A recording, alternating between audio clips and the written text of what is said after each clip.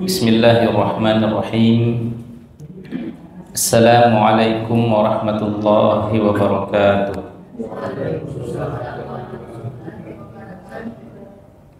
Innal hamdalillah nahmaduhu wa nasta'inuhu wa nastaghfiruh wa na'udzu billahi min shururi anfusina wa sayyiati a'malina.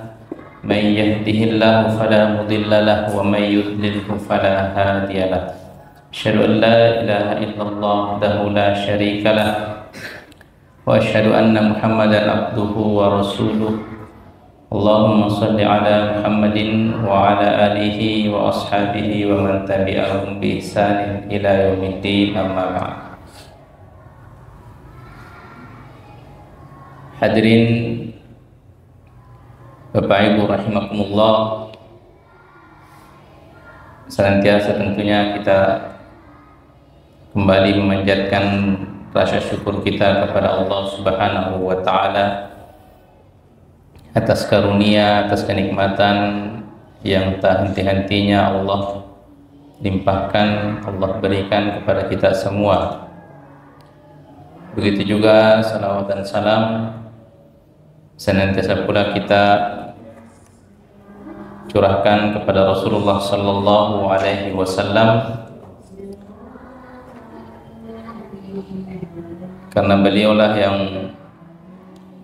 bersusah payah menyelamatkan kita dari zaman kejahiliahan, zaman kebodohan, zaman kegelapan menuju zaman yang dipenuhi dengan cahaya iman. Bapak Ibu yang dimuliakan oleh Allah Subhanahu wa Ta'ala,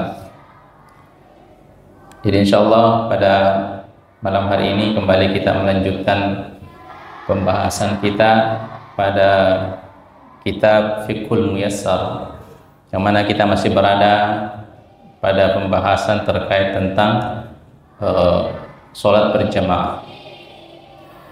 Dan pada pembahasan sholat berjamaah kita sudah sampai pada permasalahan yang kelima,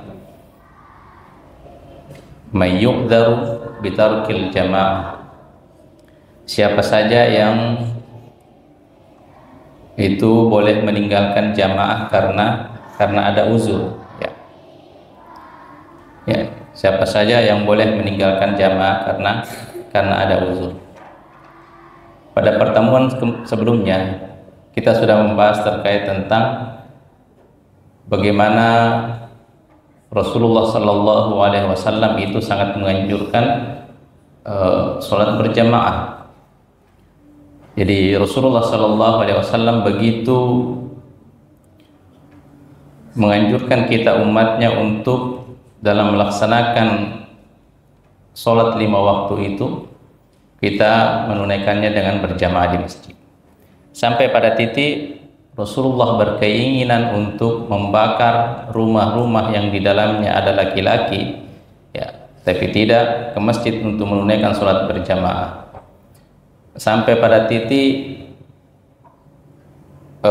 Rasulullah tidak memberikan keringanan pada sahabat Abdullah ibnu Maktum, ya, seorang sahabat Nabi yang buta, yang tidak mempunyai budak untuk memapahnya ke masjid, ya, tapi tetap diperintahkan oleh Nabi SAW untuk ke masjid melaksanakan sholat berjamaah.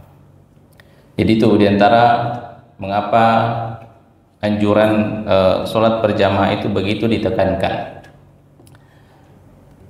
Ya, jadi pembahasan di sini kita membahas terkait tentang siapa saja yang boleh meninggalkan sholat berjamaah bila mana ada uzur, tapi tetap mendapatkan keutamaan sholat berjamaah. Ya.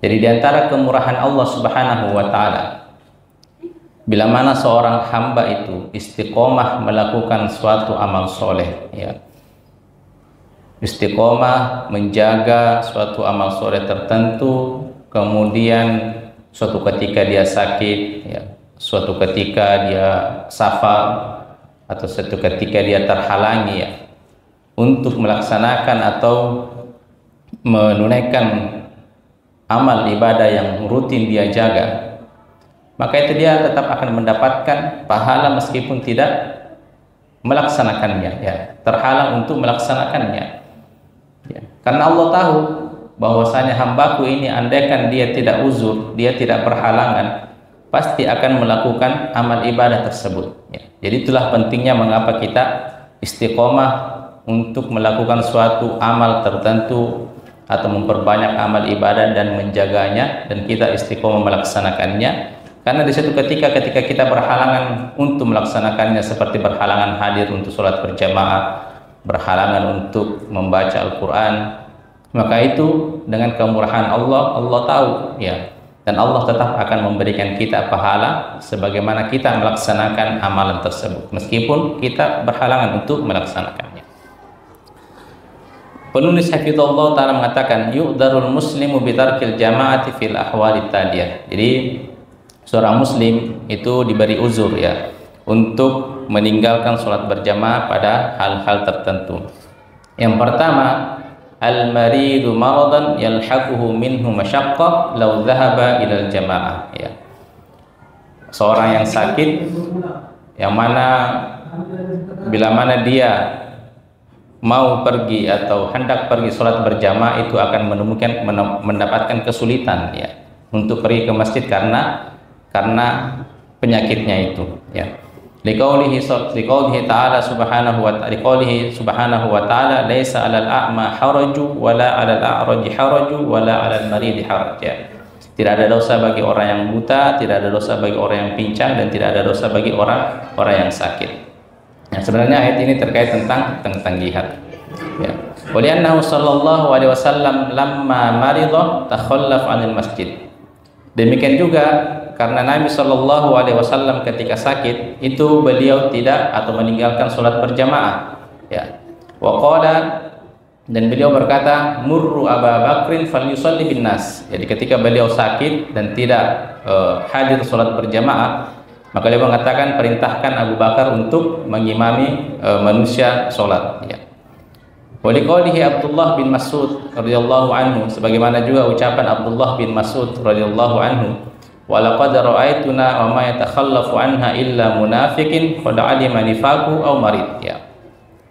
Kami perhatikan bahwasanya tidaklah yang meninggalkan sholat berjamaah itu diantara kami kecuali orang yang betul-betul orang munafik dan juga adalah orang yang sakit.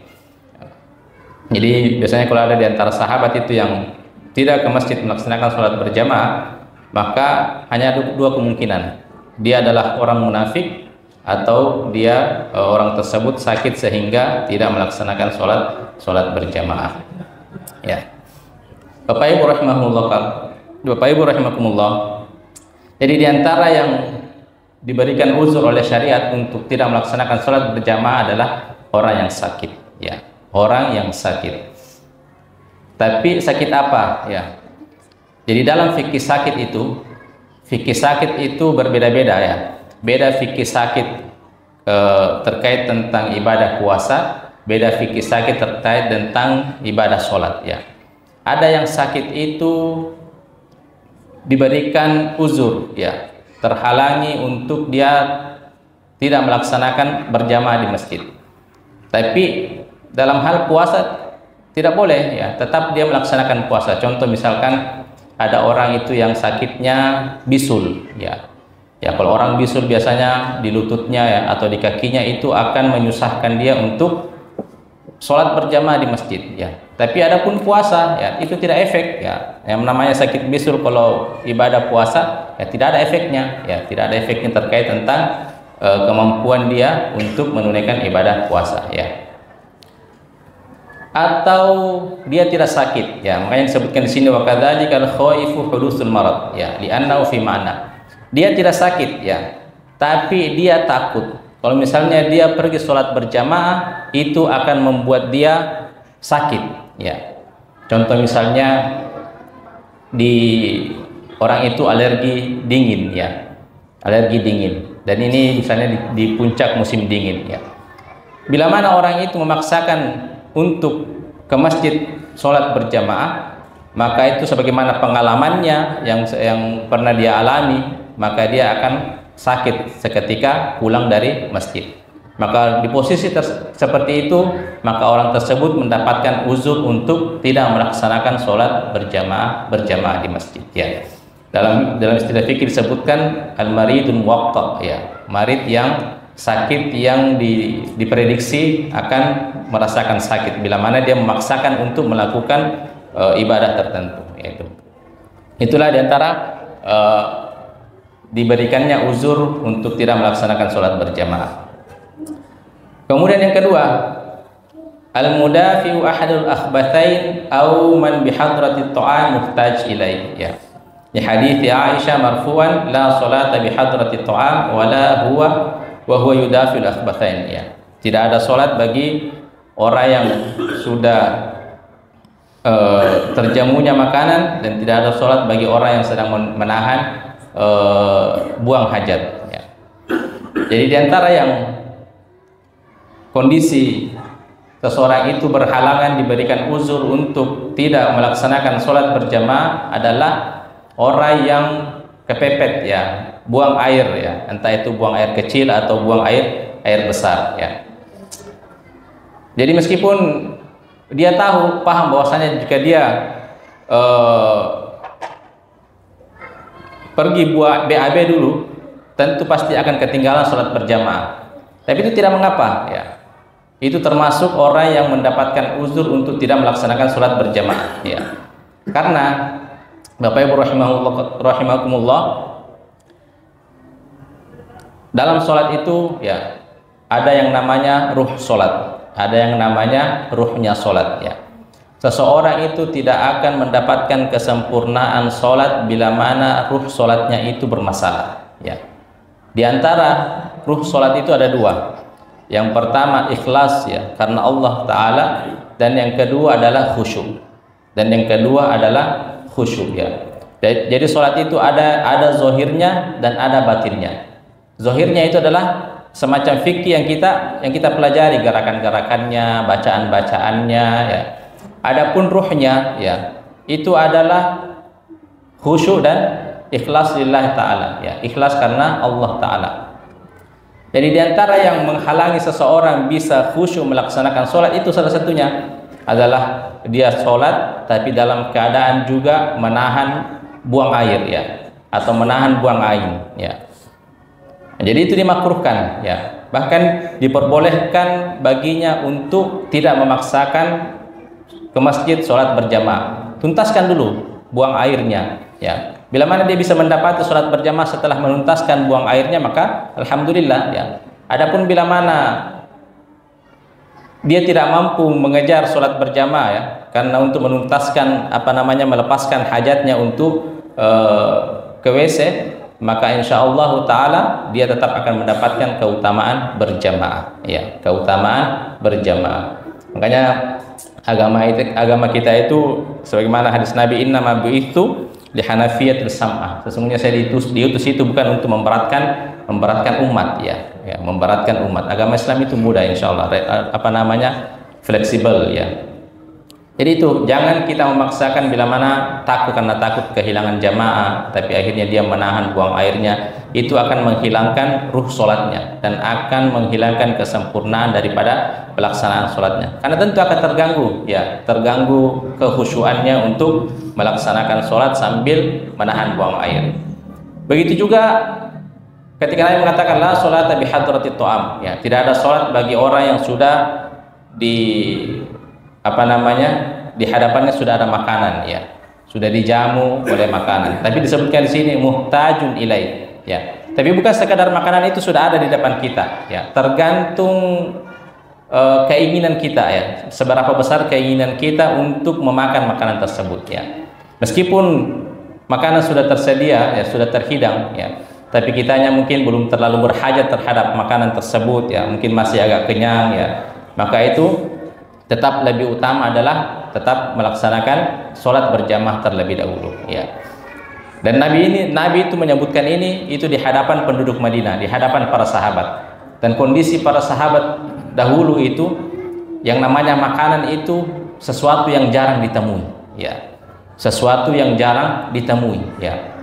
Makanya ketika bersamaan adanya makanan dan ditunaikannya sholat, itu maka Nabi mengatakan makan dulu ya, tuntaskan makannya ya. Karena ditakutkan nanti sambil makan, sambil sholat akan memikirkan makanan. Karena kondisi para sahabat itu yang namanya makanan itu sesuatu yang jarang mereka dapatkan ya. Beda kalau di kita ini ya. Belum nanti disediakan makanan berat ya, ada yang namanya ngemil-ngemil dulu ya. Jadi yang namanya makanan berat itu belum sesuatu yang apa namanya, kita biasanya makan itu karena meskipun belum lapar, tapi kalau sudah waktunya makan kita makan ya kan, seperti itu, takut mah dan lain sebagainya ya. Jadi yang fikih ini di kata para ulama terkait tentang makanan itu bukan sesuatu yang darurat ya. Yang darurat itu adalah ketika menahan buang air ya. Kemudian selanjutnya adalah man lahu dha'iun yarjuhu aw yakhafu diya'u malihi aw quwwatihi aw dararan fi ya. Orang yang mempunyai sesuatu barang yang hilang ya, yang mana dia masih mengharapkan untuk menemukannya ya, atau takut hilangnya harta bendahnya ya, harta bendahnya atau makanan pokoknya, atau ada bahaya yang mungkin menimpa sesuatu di rumahnya, maka di kondisi seperti itu orang tersebut mendapatkan uzur untuk tetap sholat di rumahnya ya, tidak usah hadir berjamaah di masjid. Contoh misalkan ada barang di rumahnya yang harus dia jaga ya, qadarullah masuk waktu sholat ya.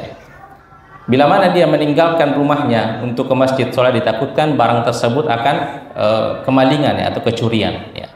Dan itu tentu akan mempengaruhi fokusnya, kekhusyuannya untuk sholat berjamaah di masjid. Seperti misalnya contoh itu kalau musim cengkeh ya, musim cengkeh, orang yang menjemur cengkehnya di pinggir jalanan ya.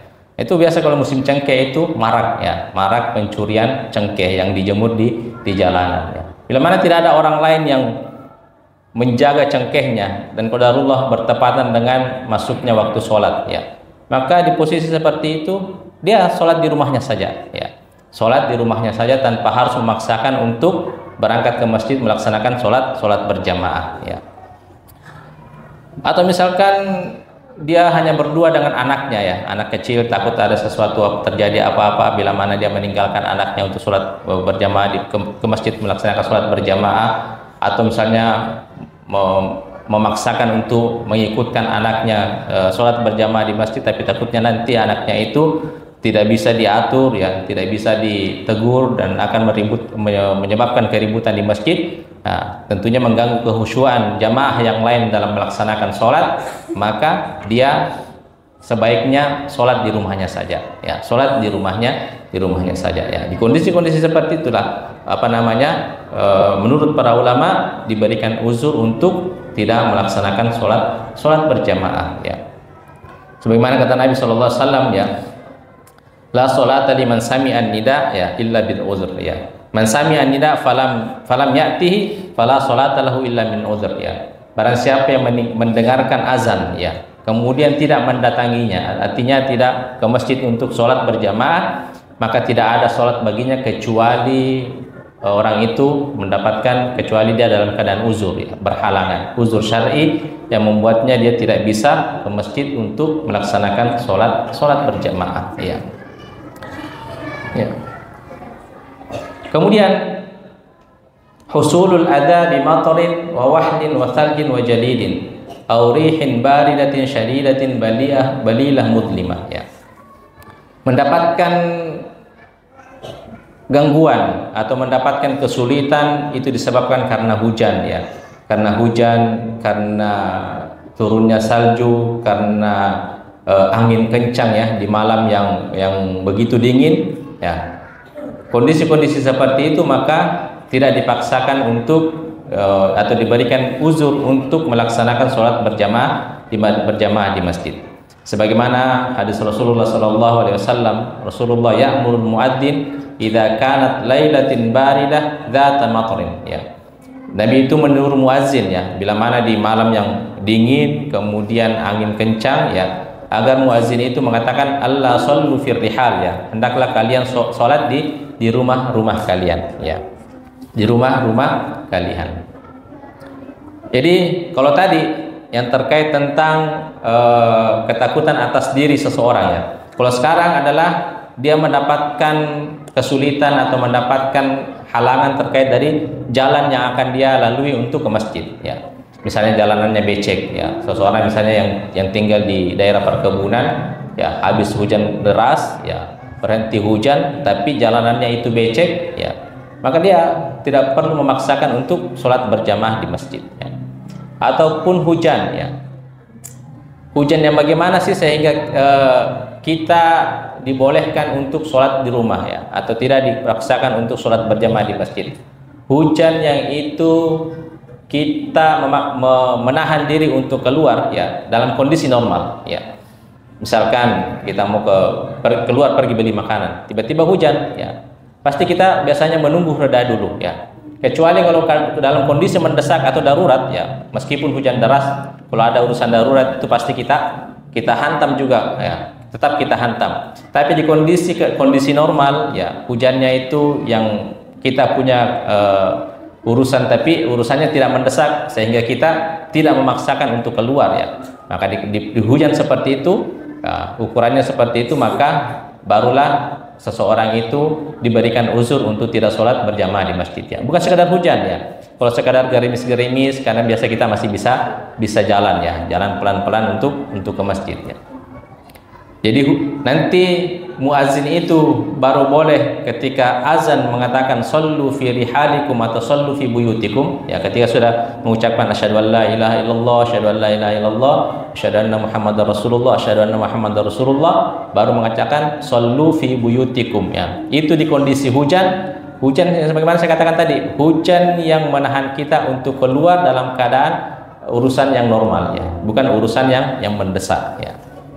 Jadi kita tidak perlu memaksakan. Bila mana kita mendapati hujan seperti itu, kita cukup sholat di rumah, ya, tanpa memaksakan untuk sholat berjamaah di masjid.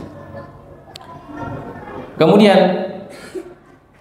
keadaan selanjutnya yang seseorang itu boleh meninggalkan sholat berjamaah, ya, karena ada uzur adalah husulul masyaqqati bitatwilil imam, ya. Husulul masyaqqati bitatwilil imam, ya. Itu dia mendapatkan kegelisahan, ya, karena panjangnya bacaan imam, ya. Sebenarnya kalau di kitab-kitab fikih yang lain poin ini tidak ada, ya, poin ini tidak disebutkan. Karena kenapa? Ini bukan karena orang yang belum ke masjid, tapi orang yang sudah berada di masjid, ya. Orang yang sudah berada di masjid, ya. Kasusnya kenapa? Li'anna rajulan shalla ma'a Mu'ad. Jadi dulu ada seorang laki-laki itu sholat bersama yang diimami oleh Mu'ad bin Jabal, ya. Tsumma infarada.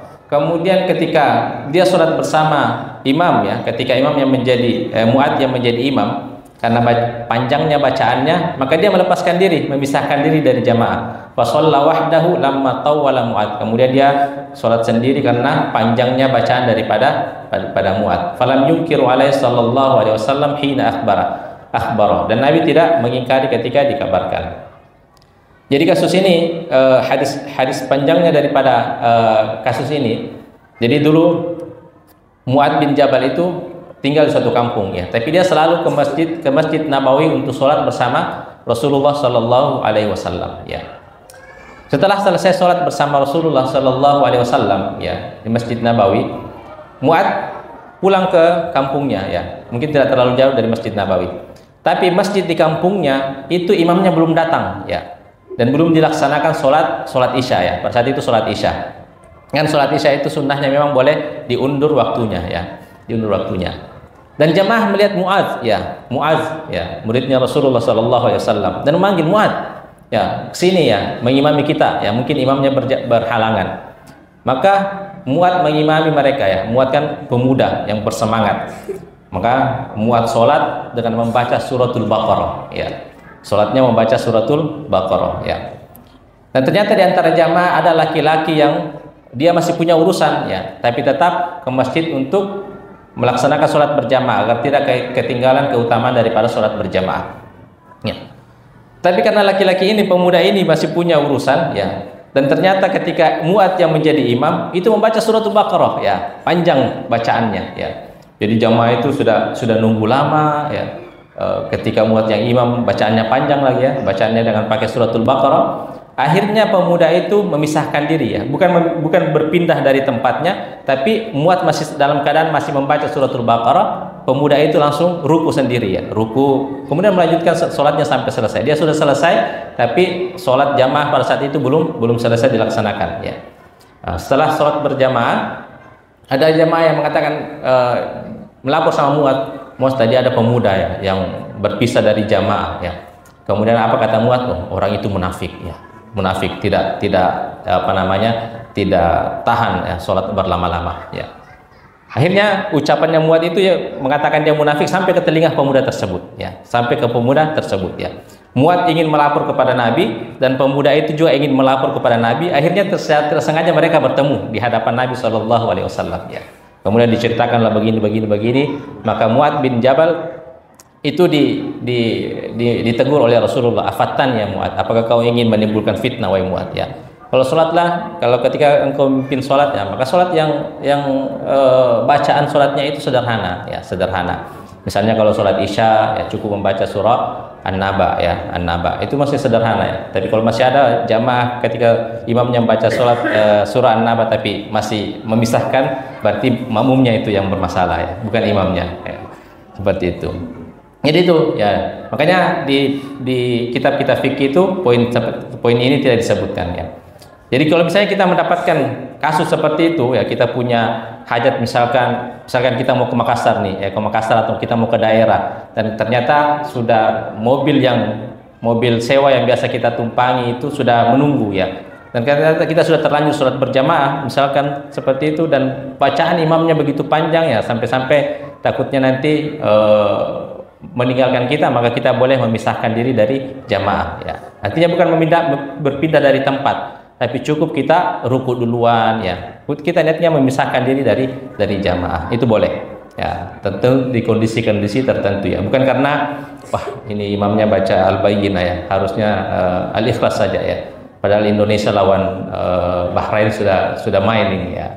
Tidak seperti itu ya, bukan kasus-kasus seperti itu. Kasus-kasus darurat contohnya.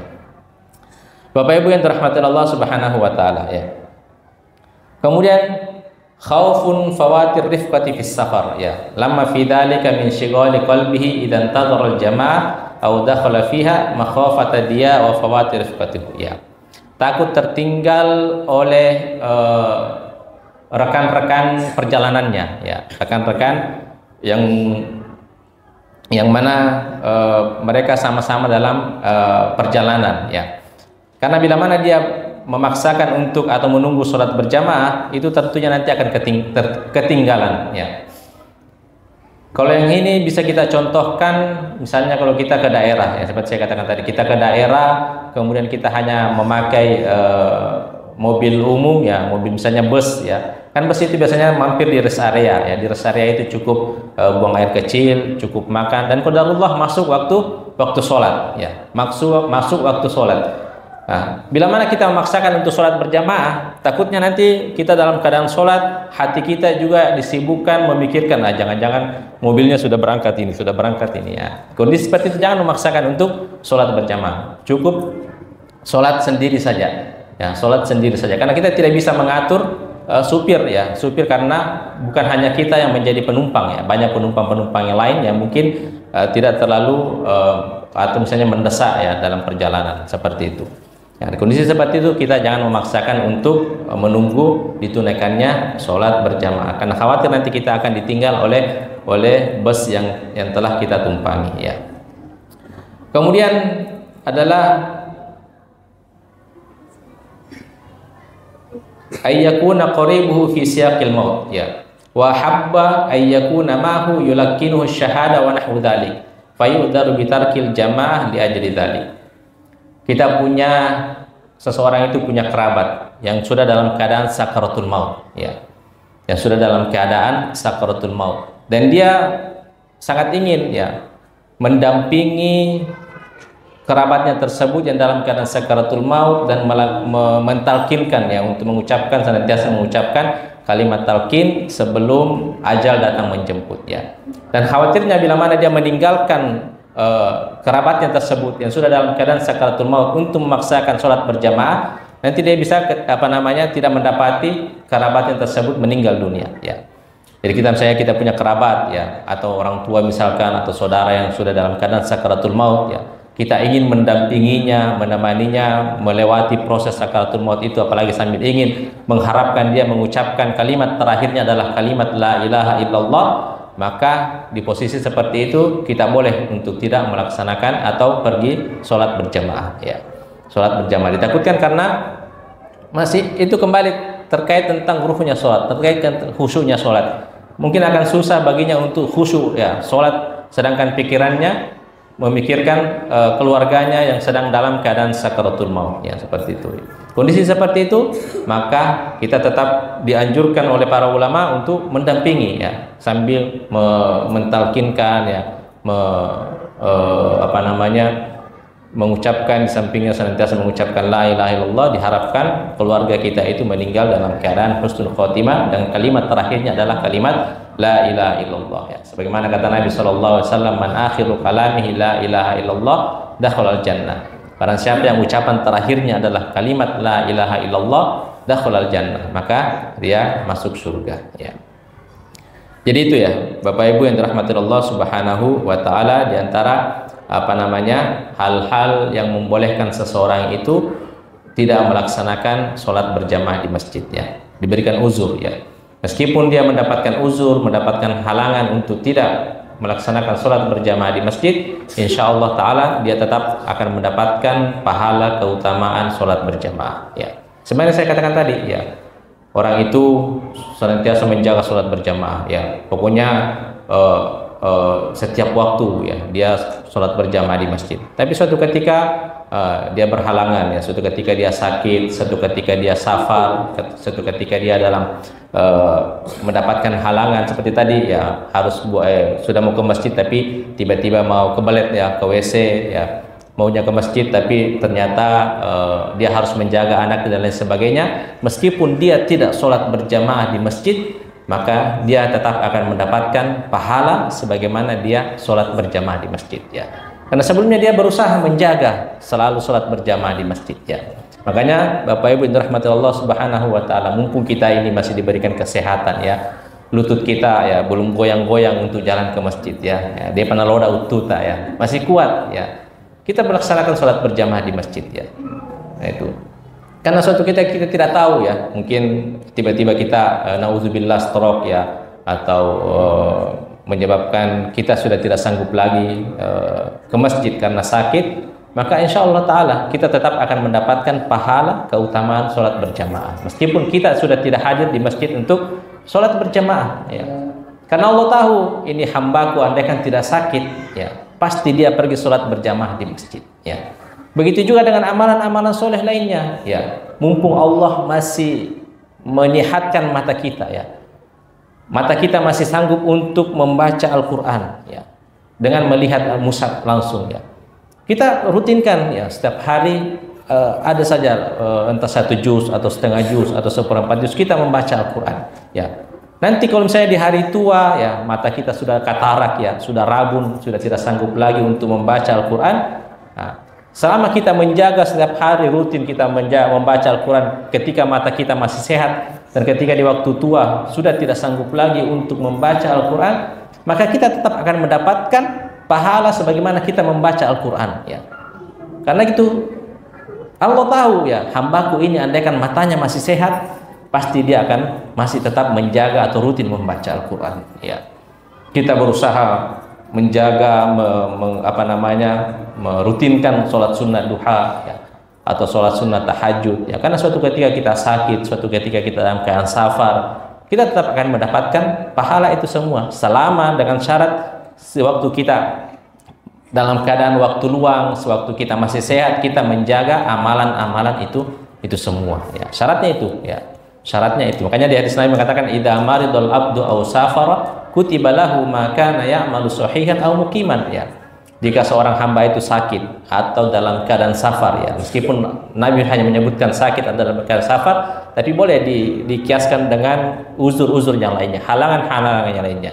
Jika seorang itu hamba itu sakit atau safar, kutibalahu, tetap akan dicatatkan baginya pahala maka ya'malu sahihan aw mukiman, ya. Pahala atau amal ibadah yang selalu dia jaga ketika dia masih dalam keadaan sehat atau ketika dia tidak bersafar, ya. Kan kalau orang safar itu kan sudah maksudnya agak kesulitan untuk melakukan suatu amal, ya. Sholat wajib saja diqashar, ya. Tapi kita tetap akan mendapatkan pahala, ya, sebagaimana kita dalam keadaan sehat atau dalam keadaan tidak musafir, ya. Jadi berusaha kita menjaga amal ibadah. Makanya Allah Subhanahu wa taala berfirman di surah At-Tin, ya. Walaqad khalaqnal insana fi ahsani taqwim, ya. Sungguh kami menciptakan manusia itu dalam bentuk yang sebaik-baiknya, ya. Dalam bentuk yang sempurna. Dimaksud dalam bentuk sempurna di situ adalah di kondisi di mana kita dalam keadaan kuat, dalam keadaan sehat, di umur-umur yang masih muda, ya. Tsumma radadnahu asfala safilin. Kemudian kami kembalikan dia ke tempat yang paling rendah, ke posisi yang paling rendah. Artinya yang paling rendah di posisi kita kembali posisi yang paling lemah, ya. Kan ketika kita diciptakan itu pertama kita fase balita, ya. Fase anak-anak itu masih lemah. Kemudian di fase muda itu kita kuat, bersemangat, ya. Kemudian kita dikembalikan di fase tua. Tua lemah sama lemahnya ketika kita masih balita. Ketika kita di fase di umur tua, kita tidak semangat lagi atau semangat tapi kita sudah tidak sanggup lagi mengerjakan amal ibadah ini. Tapi kata Allah, illal ladzina amanu wa amilus solihat, kecuali orang-orang yang mereka beriman dan wa amilus solihat. Kemarin dia telah melaksanakan berbagai amal soleh, kata Allah, falahum ajrun ghairu mamnun, maka baginya tetap pahala yang tidak terputus-putus, ya. Jadi ketika kita masih kuat, kita menjaga amal ibadah ini, menjaga sholat berjamaah di masjid, sering mengaji, sering sholat sunnah, kemudian kita berada di fase umur yang tua, umur yang lemah, ya. Nah, kekuatan kita sudah tidak sama ketika kita masih muda, ya. Kesehatan kita sudah tidak sama ketika kita masih muda. Tapi apa kata Allah? Falahum ajrun ghairu mamnun, ya. Maka baginya pahala yang tidak terputus-putus.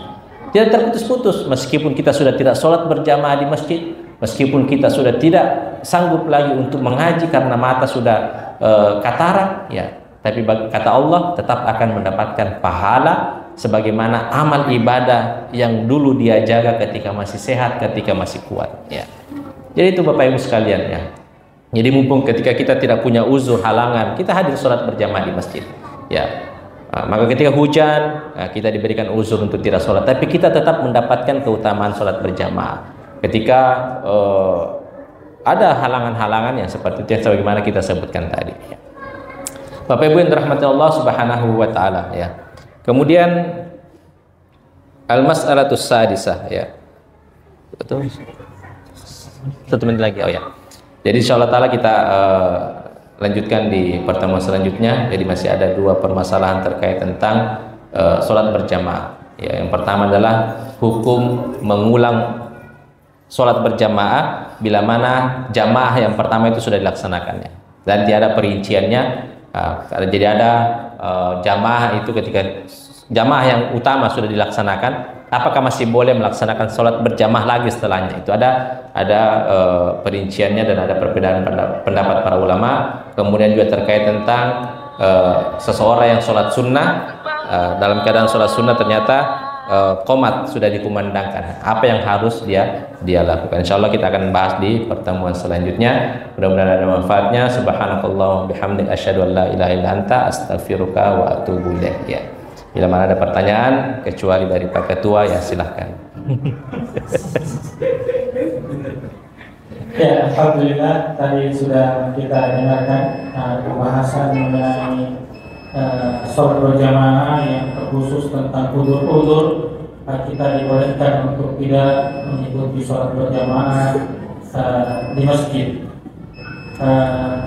Tadi ada sempat saya baca di poster yang lewat bahwa lelaki yang kuat itu bukanlah lelaki yang hanya kuat dalam berolahraga, misalnya kuat berlari berkilo-kilo, kuat naik sepeda, naik gunung, tapi ternyata lelaki yang kuat itu adalah lelaki yang senantiasa berdiri bersama laki-laki yang lain di masjid untuk melaksanakan sholat berjamaah di waktu itu mungkin. Silakan bagi jamaah yang memiliki pertanyaan, silakan.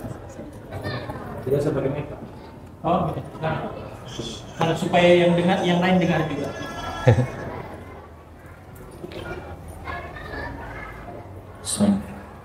Assalamualaikum warahmatullahi wabarakatuh. Waalaikumsalam. Alhamdulillah, ini materinya bagus sekali Ustaz. Uzur sholat jamaah, sholat berjamaah.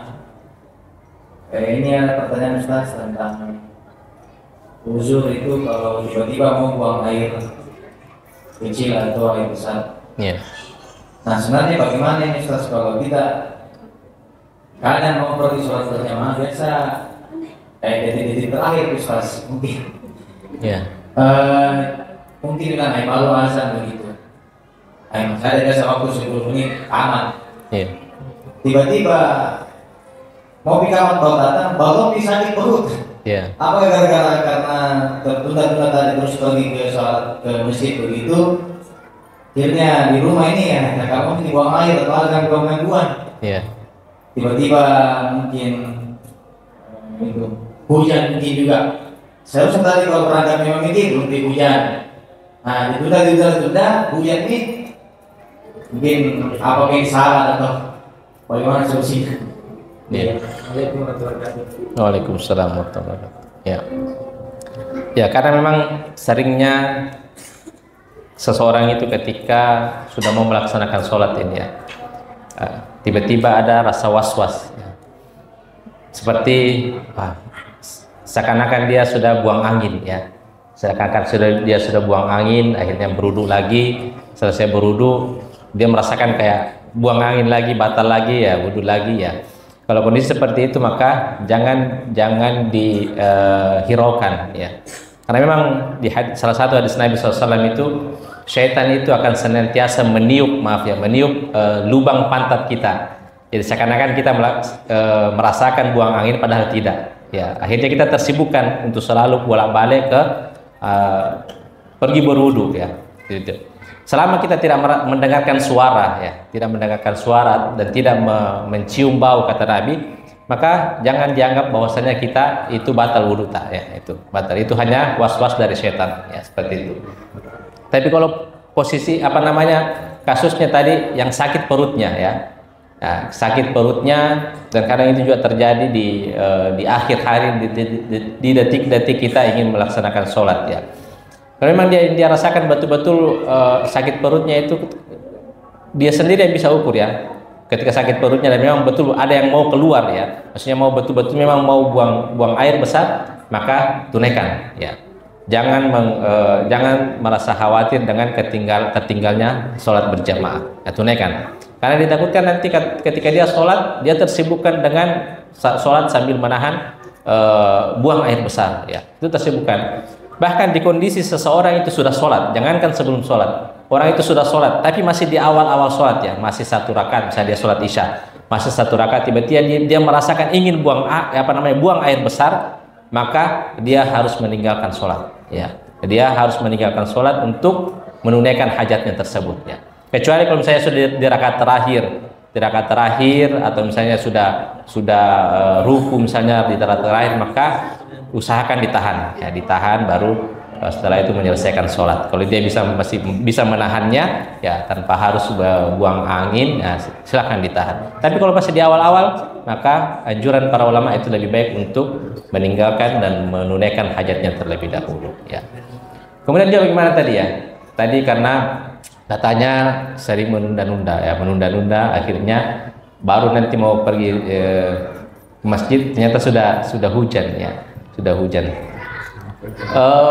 Makanya ketika kita sudah mendengarkan azan dan tidak ada halangan yang mungkin membuat kita terhalangi untuk pergi ke masjid, maka langsung ke masjid pada saat itu juga ya. Karena seperti tadi kita tidak tahu di waktu kedepannya apakah tiba-tiba kita ingin sudah berangkat ke masjid tiba-tiba turun hujan, akhirnya kita terhalangi ya. Sebagaimana yang kita bahas sebelumnya terkait tentang apa ukurannya sehingga seseorang itu bisa mendapatkan hukmu fadlil jamaah wa hukmu sholatil jamaah ya. Karena ada yang kita sebutkan seseorang mendapatkan keutamaan berjamaah itu selama dia mendapatkan sholat berjamaah bersama imam, meskipun tidak mendapatkan salah satu rakaat pun ya kan. Misalnya dia sampai di masjid dan imam sudah sujud terakhir ya, maka dia jangan pulang kembali ya, tetap ikut sholat berjamaah bersama imam, dia takbiratul ihram kemudian langsung sujud bersama imam meskipun itulah sujud terakhir imam ya. Dan itu insya Allah dia akan mendapatkan keutamaan sholat berjamaah. Bagi orang yang memang tidak menunda-nunda ya, menunda-nunda, misalnya ada orang sudah qomat, oh enggak apa-apa, satu batang dulu ya, satu batang, nanti insya Allah kita masih bisa dapatkan keutamaan berjamaah meskipun imamnya sudah sujud terakhir. Itu tidak termasuk kategori seperti itu ya. Yang dimasuk kategori dia mendapatkan keutamaan berjamaah itu meskipun dia cuma mendapati sujud terakhirnya imam adalah orang yang sudah bersusah payah mau ke masjid tapi tiba-tiba kebelet ya, tiba-tiba mau buang angin, akhirnya mau buang air, akhirnya dia harus menuntaskan itu dan sampai di masjid ternyata imam sudah sujud terakhir. Maka itu tidak mengapa, dia mendapatkan keutamaan sholat berjamaah. Tapi itu tadi jangan ditunda-tunda ya, padahal tidak ada halangan, tidak ada uzur, tapi dia menunda-nunda, oh jangan, belum pijua salam imam ya, dan lain sebagainya ya. Wallahu ta'ala alam. Ya, cukup saja tadi Ustaz, kalau orang dapat sujud terakhir begitu Ustaz, misalnya saya baru datang ke masjid misalnya, terus ternyata imam itu sudah tahiyat akhir, terus saya lihat ternyata ada bapaknya bukan baru datang juga. Iya. Apakah saya ikut bersama imam atau saya nanti setelah atau saya tunda tunggu imam itu selesaikan sholatnya baru saya membuat jemaah yang baru? Mana kira-kira yang lebih tepat? Ya. Itu masuk nanti insya Allah perinciannya di pekan selanjutnya ya. Istilahnya dalam istilah fikih jamaah atau saniyah ya, jamaah yang kedua. Itu apakah dibolehkan membuat atau melakukan berjamaah kedua setelah jamaah yang utama itu sudah ditunaikan? Itu ada insya Allah taala. Tapi kalau misalnya kita jelaskan secara jelas, tapi kalau posisinya seperti itu dan hal itu bukan disengaja karena memang ditunda-tunda dan dia masih mendapati imam dalam keadaan tasyahud akhir atau masih dalam keadaan sujud, maka hendaklah tetap ikut berjamaah bersama imam ya, meskipun ada jamaah lain yang masih masuk ya, ada jamaah lain yang masih masuk, tapi ikut dengan jamaah inti ya. Nanti insya Allah ada penjelasannya lebih panjang pada pertemuan selanjutnya ya. Wallahu ta'ala alam. Sudah salah persatuan. Itu gara-gara campur. Ada yang saya satu lagi kalau ada yang bertanya, maksudnya terima kasih. Dan satu pertanyaan lagi sebelum kita melakukan isya. Baik. Assalamualaikum warahmatullahi wabarakatuh. Waalaikumsalam.